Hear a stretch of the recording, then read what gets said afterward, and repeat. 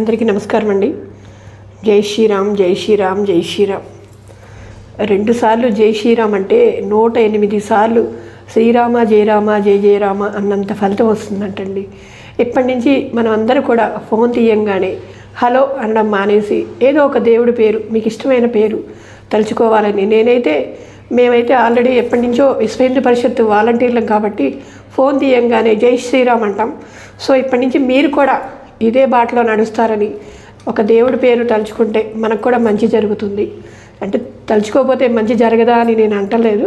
So మీరందరూ కూడా మంచిగా ఉండాలని నేను చెప్తున్నాను. చిట్ చాట్ విత్ జ్యోతి ఈ ఛానల్ ఆదరిస్తున్న ప్రతి ఒక్కరికి పేరు పేరున ధన్యవాదాలు.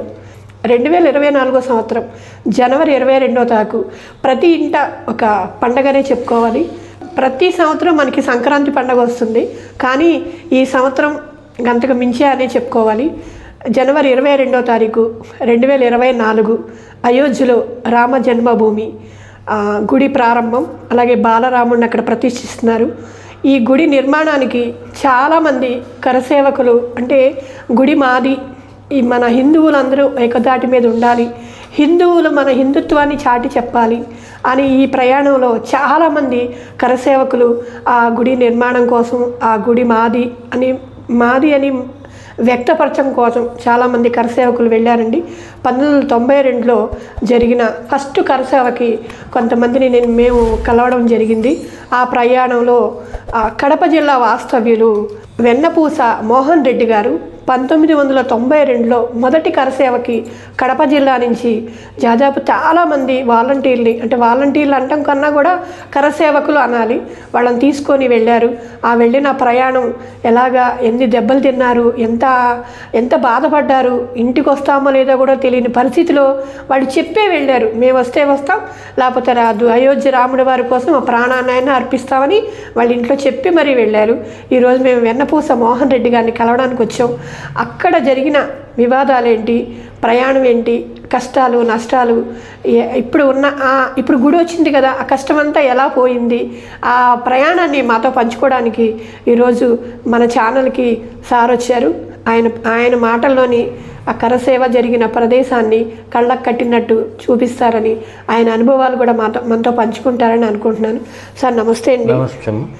1992 మీరు కడప జిల్లా నుంచి కరసేవకు వెళ్ళారండి, అయోధ్య వెళ్ళారు. అసలు మీకు ఈ ఆర్ఎస్ఎస్ని ఎవరు పరిచయం చేశారు? ఆర్ఎస్ఎస్లోకి మీరు ఎలా రాగలిగారండి? మేము నా చిన్నతనంలో అంటే 12 ఏళ్ల వయసులోనే పులివిందల్లో శెట్టి గారు అని ఒక ఆయన ఉన్నాడు. ఓకే. పులివిందల నుంచి మా ఊరికి 26 కిలోమీటర్లు. ఆయన వారానికి ఒకసారి సండే వస్తాను. మీ ఊరు వస్తారు? మా ఊరు వచ్చి సాయంత్రం పూట ఆటలు పాటలు, పెద్దలకు సంబంధించి వాళ్ళది, పిల్లలకు సంబంధించి ఇట్లా ఆ విధంగా మేము పరిచయం. ఆర్ఎస్ఎస్తో బాగా మంచి అనుబంధం ఏర్పడింది. అనుబంధం ఏర్పడిన తర్వాత ఇంకా మరి ఈ రామ మందిరం ఇష్యూ వచ్చినప్పుడు కరసేవకు వస్తామంటే తల్లిదండ్రుల పర్మిషన్ తోటి దొంగగా కాకుండా పూర్తి సహకారంతో 3 రోజుల ముందుగానే గ్రామములంతా తిరిగి ఏది గడస్టము జ్యోతి ఉంటుంది, జ్యోతి పట్టుకొని ఇండ్లు తిరిగి వాళ్ళు ఇచ్చే రూపాయి కానీ పైసా కానీ తీసుకోవడం, బిందెలో వేస్తారు. 3 రోజులకు ఊరంతా ప్రతి వారు ఈరనకుండా ప్రతి ఒక్కరూ మాకు సహకారం అందించినారు. అయోధ్యకు పోతున్నారు, అయోధ్య రామ భక్తులు, వీళ్ళు కరసేవకులు, జై శ్రీరామ్ అనుకుంటా. అట్లా 3 రోజుల తర్వాత మేమంతా డబ్బు 3000 చిల్లర వచ్చింది. మేము ప్రయాణం అయిపోయేటప్పుడు బిస్కెట్స్, దారికి ఖర్చు ఇవన్నీ ఇచ్చినారు, అన్ని దారిలో తినడానికి.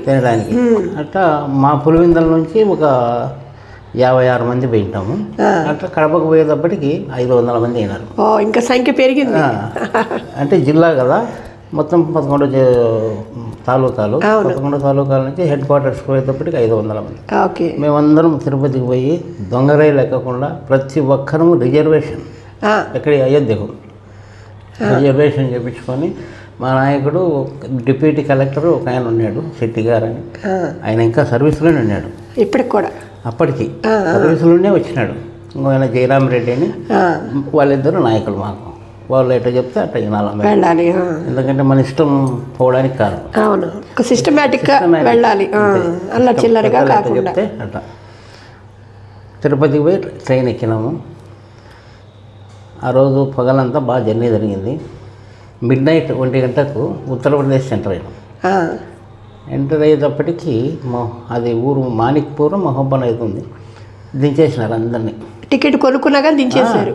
రిజర్వేషన్ అందరం పోలీసు వాళ్ళు మొత్తంగా లాగేసినారు. అక్కడికి వెళ్ళకూడదు.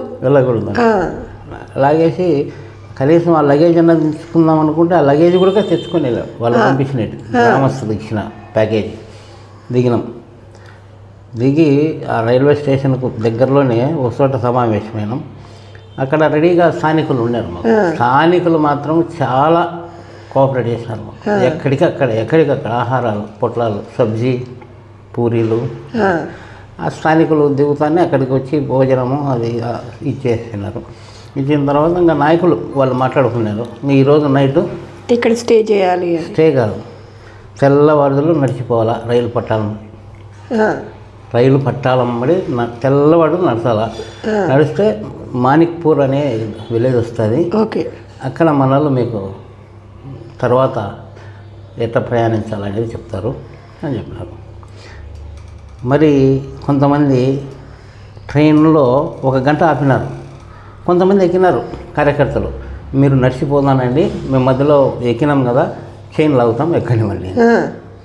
కానీ చైన్ తీసేసినారు వాళ్ళు. లింకు ఇలా చేస్తారని చెప్పి దాన్ని కూడా తీసేశారు. తెల్లవారులు టార్చ్ లైట్లు ఇచ్చినారు. ఒక 5 మంది బ్యాచ్కు ఒక టార్చ్ లైటు. నడుచుకుంటూ పోయినాం.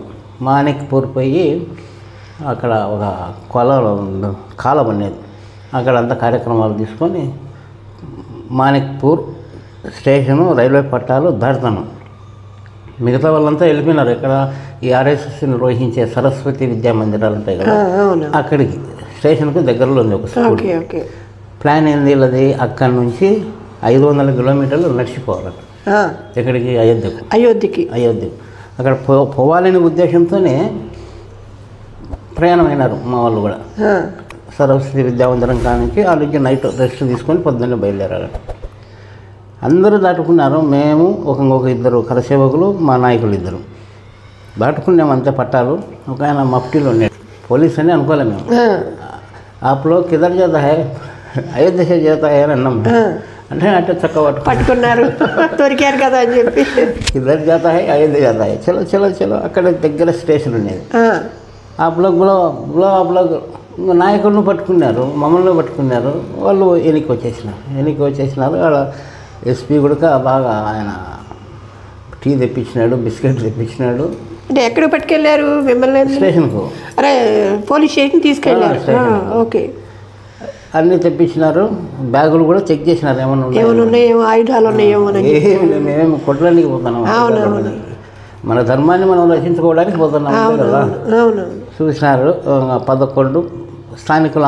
అంత లోపల స్థానికులు మళ్ళీ వాళ్ళు ఫ్రూట్స్ పట్టుకొచ్చారు. 11 గంటలకు వ్యాన్ ఎక్కించినారు. ఎక్కించి 100 ఎకరాల జైలు, అది మహబూబాబాద్ జైలు అంట. మహబూబాబాద్ 100 ఎకరాలుగా ఓపెనింగ్ కాలే. 11 గంటలకు ఎక్కిస్తే నైట్ 1 గంటకు చేరింది. అక్కడికి వెళ్ళారు వెహికల్లో, ఏది లారీలలో. ఆ లారీలలో పాటలు పాడుకుంటా ఎంతో ఆనందంగా వీళ్ళు పోలీసు వాళ్ళు కూడా గవో వచ్చాయి గవో గవో అని అంటున్నారు. జయము జయము జయం భరతమాత జయము నీకు జగన్మాత పాటలు పాడుకుంటా. అక్కడ పోయేటప్పటికి 1 గంట అయింది. లోపలికి తీసుకుపోయినారు. ఇంత కర్రలు, లాఠీలు కొడుతున్నారు. ఊరికనే అనవసరంగా అంతవరకు బాగుండే వాళ్ళు లోపలికి పోయినా కొడుతున్నారు. అంత క్రితం 3 నెలల క్రితమే మన ఎమ్మెల్సీ, ఒక ఆయన బీజేపీ ఎమ్మెల్సీ అరెస్ట్ అయ్యి ఉన్నాడు. ఆయనకు మెలకు వచ్చింది, బయటకు వచ్చాడు. బయటకు వచ్చి ఎందుకు కొడుతున్నారు మీరు అని వాళ్ళని దండించి అప్పటికప్పుడు మాకు పోలీసు వాళ్ళే సౌకర్యాలు, బెడ్షీట్లు అన్నీ తీసుకొచ్చి ఇచ్చినారు. ఇంకా అలసిపోయినాము, నిద్రపోయినాము. ఎట పోయిందో ప్రాణం. తెల్లవారి 7 గంటలకు లేచేటప్పటికి కర్ణాటక నుంచి వచ్చినారు, మహారాష్ట్ర నుంచి వచ్చినారు, చెన్నై ఇది తమిళనాడు నుంచి వచ్చినారు, ఆంధ్ర నుంచి వచ్చినారు. ఇంతమంది మొత్తం నిండిపోయింది జైలు. రామ భక్తులందరూ కూడా, కరసేవకులంతా నిండిపోయింది, మొత్తం అంతా నిండిపోయింది. తెల్లవారేటప్పటికి ఎట్టు వచ్చినారు అంటే మేము మెలకోలేదు. అందరినీ అరెస్ట్ తీసుకొచ్చి ఆ జైల్లో అక్కడ పెట్టారు. దాదాపు అక్కడ 1 నెల రోజులు మరీ అక్కడ సోమరిగా పెట్టకుండా ఎవరి కార్యక్రమాలు వాళ్ళవి, ఆటలు పాటలు, అఖండ రామనామం. నెల రోజులు ఉండాలండి. నెల రోజులన్నీ మహోపజయాలు దాదాపు 25 days ఉండింటాం ఇదంతా సర్దుమణిగినంత వరకు. పొద్దున్నే లేయడము, మామూలుగా సంఘ కార్యక్రమాలు ఏమున్నాయో అవి చేసుకోవడము. విశ్వ హిందూ పరిషత్కి సంబంధించి భజనలు బాగా స్థానికులు అయితే ఎవరు ఏ స్టేట్కి సంబంధించి ఆహార అలవాట్లు ఉన్నాయో అవి పంపించినారు. ఏ స్టేట్ ఆ స్టేట్ సపరేట్గా చేసుకొని తింటున్నారు. అంత కార్యక్రమం అయిపోయిన తర్వాత మీరు ఇంకా వెళ్ళిపోవచ్చు అని అన్నారు. ఫ్రీగా ఉంది ఇప్పుడు వెళ్ళిపోవచ్చు అన్నారు. ఇంకా వెళ్ళిపోవచ్చు అంటే ఇంకా మాకు ఒక ఆయన బ్యాంక్ మేనేజర్ ఉన్నాడు, చంద్రశేఖర్జీ. ఆయనకు అన్ని భాషలు వస్తాయి. ఇంత దూరం వచ్చినాం కదా మోహన్జీ, ఇంకా ఢిల్లీ ఇవన్నీ తిరుక్కొని పోదాము, మధురై ఉంది కదా ఢిల్లీ, అన్నీ తిరుక్కొని పోదాము అంటే సరేలే సార్. ఆ నుంచి మళ్ళీ మేము ఒక 10 days ఢిల్లీ, మధుర అవన్నీ తిరుక్కొని వచ్చేసినాం. అంటే కరసేవకి వెళ్ళనివ్వలేదు మిమ్మల్ని? కరసేవకు అక్కడే ఆపేసినారు. మరి నెల రోజుల దాకా మీరు ఇంటికి రాలేదు కదా, అంటే అప్పుడు ఫోన్లు అవి లేవు కదా? ఏం లేవు. మరి ఇక్కడ ఎట్లాగా మీరు భయపడలేదా వీళ్ళు? భయం అనేది లేదు అక్కడ. హ్యాపీగా వాళ్ళు భయం అనేది క్రియేటెడ్ చేసింటే కదా, ఇంట్లో ఉన్నట్టే వాళ్ళ యొక్క కార్యక్రమాలు ఆ విధంగా ఉన్నాయి. ఇల్లు లాగే ఉంది జైల్లో ఉన్నా కూడా. మరి ఇక్కడ ఇంటి దగ్గర వాళ్ళు భయపడలేదా మీరు ఇంకా రాలేదని, వెళ్ళలేదని? అంటే వార్తలు కూడా చూపించుంటారుగా. చూపించుంటారు కానీ మా ఇంట్లో అయితే భయపడలే, ధైర్యంగా చెప్పి పంపించారు. మీ పిల్లలు, మీ మేడం గారు అప్పటికి చిన్నపిల్లలు, మేడం అప్పుడప్పుడు కొత్తగా పెళ్ళింది. రెండోసారి కరసేవ జరిగింది అంటే బాబ్రీ మసీదు కూల్చివేతకి మీరు వెళ్ళలేదండి? ఆ టైంలో వెళ్ళలేకపోయినా. సెకండ్ టైం నుంచి మా ఊర్లో పోయినారు, మీరు వెళ్ళలేకపోయారు. ఫస్ట్ కరసేవకి వెళ్ళి అక్కడ దాకా వెళ్ళలేక ఒక నెల రోజులు జైలు జీవితం. అంటే జైలు అన్నా కూడా, జైలు అని అనడం కన్నా కూడా రామకార్యం కోసం వెళ్ళామను. అంతే. అవునవునవును, రామకార్యం కోసం ఇంకా రుణాలు ఉండిండే బాగుండేమో అనిపించేటట్టుగా కార్యక్రమాలు చేసినారు. విశ్వ హిందూ పరిషత్ కానీ, RSS కానీ, అక్కడ ఉన్న స్థానికుల సహకారంతో దాదాపు 2000-3000 మందికి భోజనం పెట్టాలంటే మామూలు విషయం. స్థానికుల సహకారం బాగుంది. పైగా నెల రోజులు అత్తగారింటికి వెళ్ళినట్టు. అసలు అనుకున్నారా మన హయాంలో రామ జన్మభూమిని, అయోధ్య గుడి చూస్తామని మీరు అనుకున్నారా సార్? అప్పట్లో అయితే కాదేమో, అసంభవమేమో, అసాధ్యమేమో అనుకున్నాం. అంటే అప్పుడు పరిస్థితి కానీ మన మోడీజీ వచ్చిన తర్వాత, మోడీజీ గారి ఆధ్వర్యంలో జరిగినందుకు మాకు చాలా హ్యాపీగా, సంతోషంగా ఉంది. అప్పుడే అవన్నీ మళ్ళీ గుర్తు తెచ్చుకుంటే మీరు ఎలాగా ఉంటారు? అవన్నీ గుర్తు తెచ్చుకుంటే ఆ కష్టానికి ఆనంద బస్వాలు వస్తాయి గుడి కట్టిందానికి. ఎందుకంటే ఎంతమంది పోరాట ఫలితము. అవునండి. ఎన్ని సంవత్సరాల ఫలితం అది. అవును. అది ఎవరిది? మంది మనం కట్టుకోవడానికి కూడా ఇంత కష్టమా? మనది అని రుజువు చేసుకోవాల్సి వస్తుంది. ఈరోజు చాలా సంతోషంగా ఉంది. కాకపోతే అదే ఈ కరసేవకు సంబంధించి ఇంకా ఉంటారు కొంతమంది కరసేవకు, వాళ్ళకు ఒక గుర్తింపు దండ వేసి చేయాలని కాదు, దర్శనానికి కరసేవకులకు ఒక ప్రత్యేక దర్శనం అనేది ఇచ్చింటే వాళ్ళకు కూడా బాగా సంతోషంగా ఉంటుందేమో అని నా అభిప్రాయం.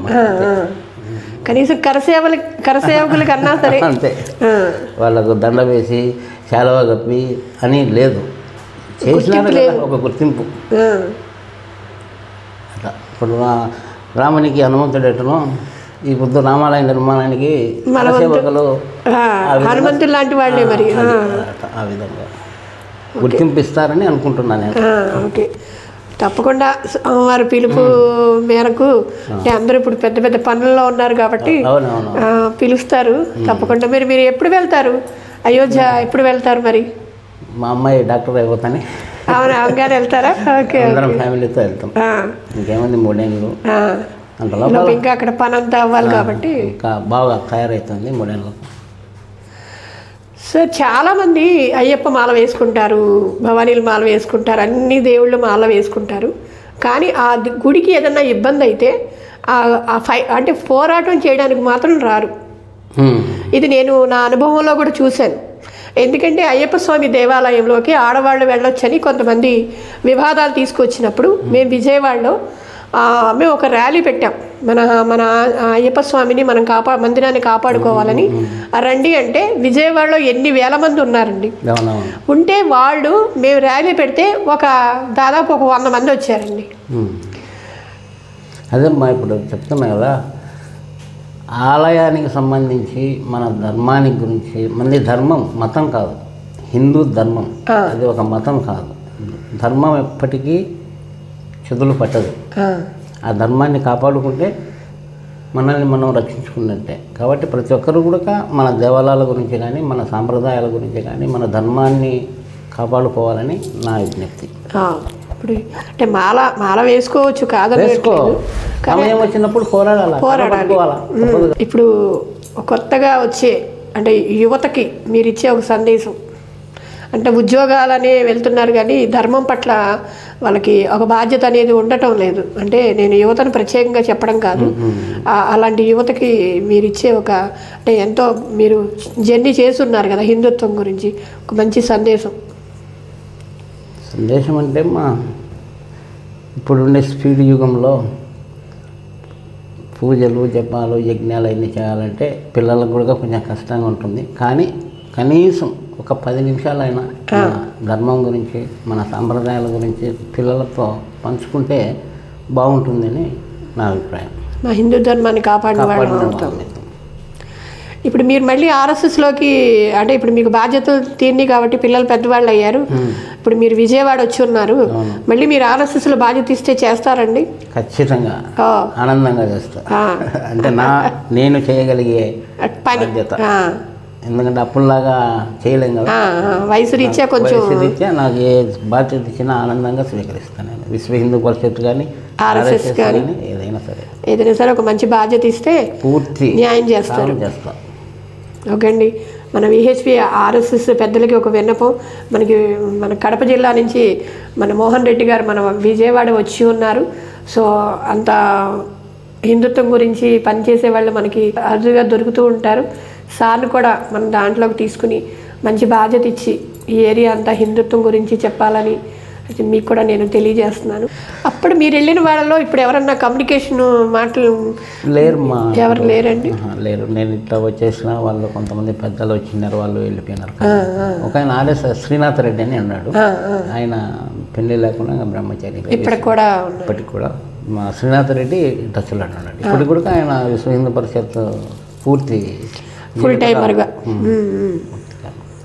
సింహాద్రిపురంలోనే ఉంటాడు. ఎంతోమంది జీవితాన్ని త్యాగం చేయడం వల్ల ఇంకా హిందుత్వం బతుకుందేమో అని నేను అనుకున్నాను.